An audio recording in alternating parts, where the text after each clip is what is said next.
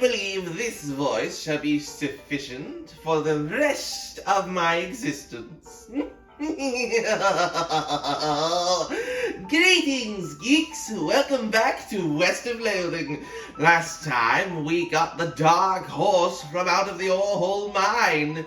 And this time, well, we're in the bar to talk to one Susie. Let us take a look, shall we? The woman glares at you. Howdy, Susie.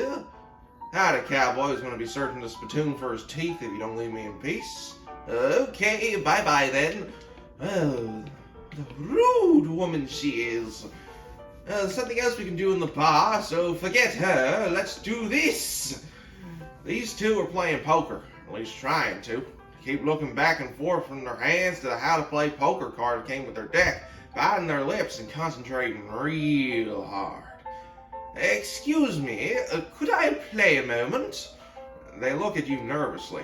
Look, I have some meat. That's the currency in this universe, right? How about we play a spin? You put 20 meat on the table and sit down before they can say no. One of them shuffles the cards sloppily and deals a new round.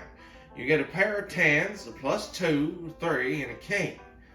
I'm going to bet aggressively. Yeehaw! I'll bet 15 meat. They look at each other nervously, but they both call your bet. Okay, fellows, read them and weep. You show your pair of tens +2, 3 kings. The guy on the left has a full house, 2 jacks and 3 aces, and the gal on the right somehow got a straight flush, 2 through 6 in hearts. I have a level in outfoxing. Let us try this.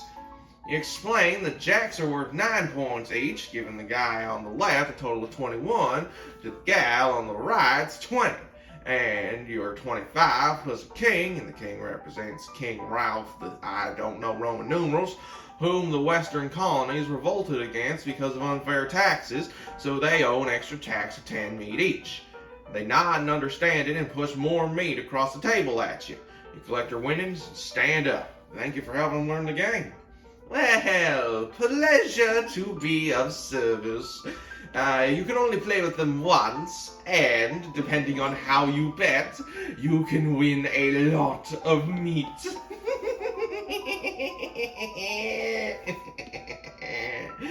Now then, let us do what we had planned on doing today, shall we? To the Boring Springs Boneyard. A very, very creepy place with tombstones. Our founder, Zephaniah Boring, 1806 to 1885. He was actually a really interesting guy. Oh, that's nice. What is this mug doing near a spooky tree? I'm taking that. Benjamin Crockett, 1320 to 1364. Showed up way too early. Interesting. Ooh, Beauregard Skeleton Captain 3rd Cavalry, 1820 to 1866. We can dig up his grave with old Cactus Bill's shovel. Have at you, ruffian! It is Captain Skeleton!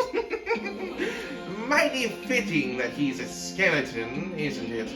We could shoot him with deputy pistol, or whack him with a crowbar. It all does the same, to be honest. But considering we're in a new battle, let us try lava fava. We shoot a fava beam for 8 hot damage. Yes, there are different types of damages in the game. I'll explain them later. But hot is essentially for, well, things that are hot. Now die, skate. Oh, you're not actually dead yet. But I am, well, almost. Die already! You put a stop to Captain Skeleton's unnatural animation. We got the old cavalry saber for that one, and an extra level in gumption, and a gold tooth as well. Interesting. Let us see that old cavalry. Oh, it's not as good. But I am going to equip it just so that we have something that is not the crowbar. Do not worry, you do not have to equip your weapons in order to have the secondary bonus activate. It's perfectly fine. Skeleton, you're not getting past it without a scuffle. Well, then a scuffle it is. We've already beaten one skeleton. We're about to beat down another. And we've got the jump on them. Oh, looky here. We can do 7 to 8 damage to the agitated skeleton. Now that is a lot of damage. And they barely do anything. Die, you miscreant. The skeleton collapses into a pile of loose bones. Perfect. What was the tombstone he was under? That guy just wouldn't stay put. You're telling me. Hello there, you interesting horse, you. Your pulse quickens as you get near the spooky translucent horse. Oh, don't worry. You approach the weird, semi-transparent horse cautiously to not startle her, though you quickly come to the realization that this is not a horse that easily startles. Hello there. Hi, I'm a friend, okay? Nay. It's a little strange. How did you do that without opening your mouth? Would you like some oats? Here you go. You hold out a handful of oats for the horse, but she just sort of stares right through you. Please don't look at me like that. Oh dear, this is not going to go well. Let me try patting you on the nose. You pat the horse's nose, which is very cold. If you were going to ride her, you would want an extra saddle blanket to keep your butt from freezing. Interesting. She's cold. Maybe I won't need those cooling systems after all. Let me try it again. Yep, still cold. Brrr. I'm going to save the narrator a little bit of trouble. You can do this over and over and over again. You get the idea. Let's try those oats, shall we? You hold out the oats again, but the horse continues to ignore them.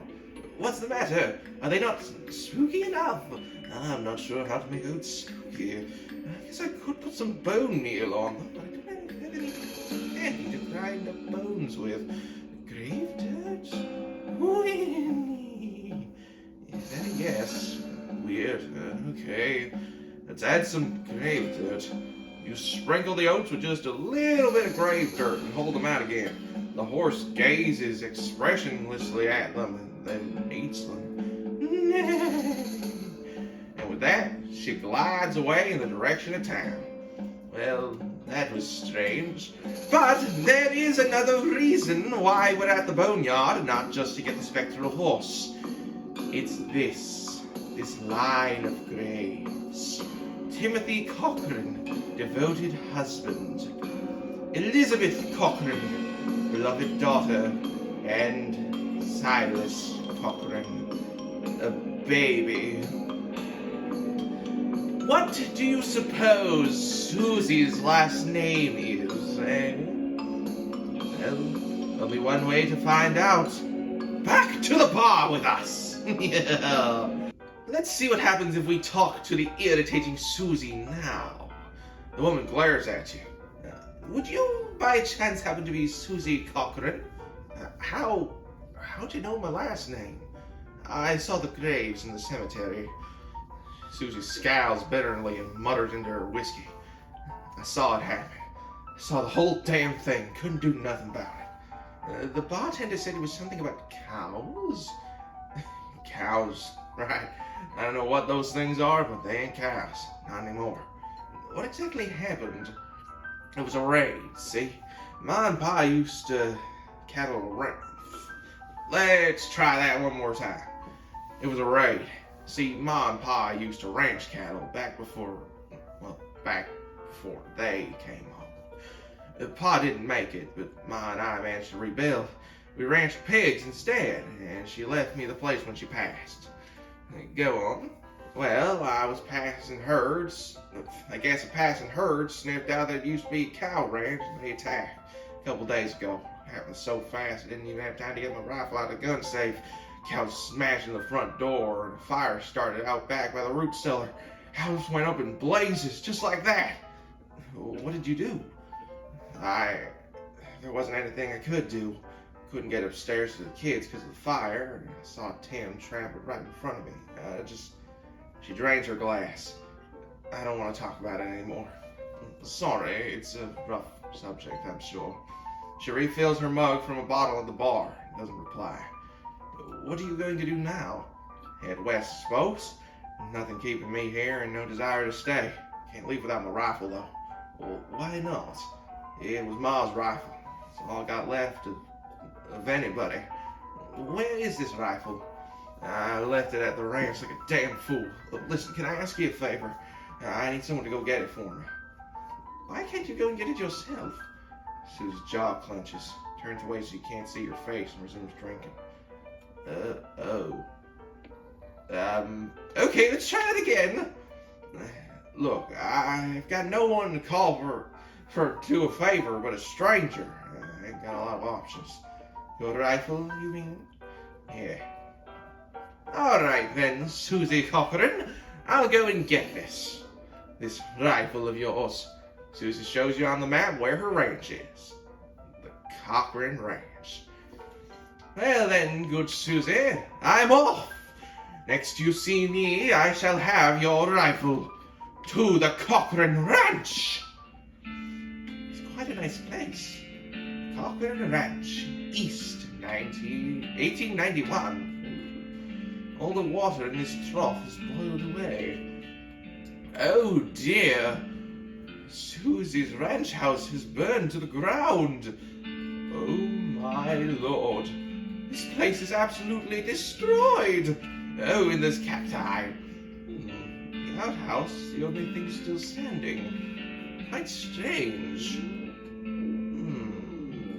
I'm hearing a lot of strange noises. There's a fireplace and... Oh my. Did cows really do something like this? I guess we're about to find out. Something behind this door is making some pretty awful noises. Well, that may be, but I can't sit by and watch this happen. At least not without getting news of something first. Oh, look it! A burnt box. Ooh, looks like somebody was in the middle of fixing a knife. Finders keepers. I'll take anything that I need, except for that rifle. I'm not about to steal something that belongs to someone that had that happen to them. Let us take a look at the varmint skinning knife. This allows us to collect skins from beasts after combat. This is going to be very, very useful for something later on. But for now, we have no use for it. Oh dear, these pies were not safe. If that was a pie safe. Oh dear, that is a flaming cow's skull. My, this thing looks angry. You're not making it that safe without dealing with this thing. Alright then, have at you, flaming skull demon! This is the Pyrobove! Let us not try and use hot damage, shall we? Let's instead slice and dice at the thing! I'm pretty sure I did around half of the health. Oh dear, I am on fire! The way that this status works is that each turn, the damage goes up by a single point. So, we got taken 3 damage before, but at the end of my turn, I'm going to be taking 4 damage. Not if I have anything to say about it. You are going to die. Oh dear. Well, not before me. Die. Thank you very much for falling, you. You evaded that nasty cow skull floating in a cloud of flame. There goes my moxie! Guns. Glorious guns. Well, there's Susie's rifle. I can only hope that something good can come of this. Let us go and return the... I'm sorry, it's just... This entire thing is very hard for me, considering how sad it is and all. Let us return this rifle post-haste. You find my rifle yet, stranger? Sure did. Here she is. Susie's eyes well up with tears as you hand her the rifle, and she roughly scrubs her sleeve across her face before anyone spill over. Thanks, stranger. Didn't catch your name. My name is Codex Xavier Xander. Thanks, Codex. Can't rightly say what this means to me. She looks at the rifle for a long moment, and looks back up to you. She sighs. Well, that's enough wallowing in misery. Time for me to hit the road. If you want me to tag along when you head west, you just say the word. Sounds good, Susie. I would love having your company. I appear? What the hell does that even mean? It appears that we are done here. We only have one horse left to claim. And then there's... the matter of the goblin in the basement. Actually, before I end things, I want to go over to the... Well, I want to head over here. Look it. Oh, there's actually a thing here. Another mug. Are you serious? I wouldn't have seen that if I didn't go over.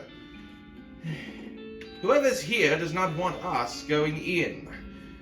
Well, I remember there being something to allow us to go in there, but I don't know where it is. That's the major problem.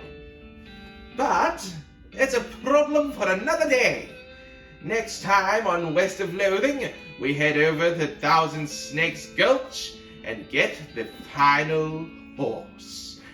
And it's going to be the weirdest one by far. See you then.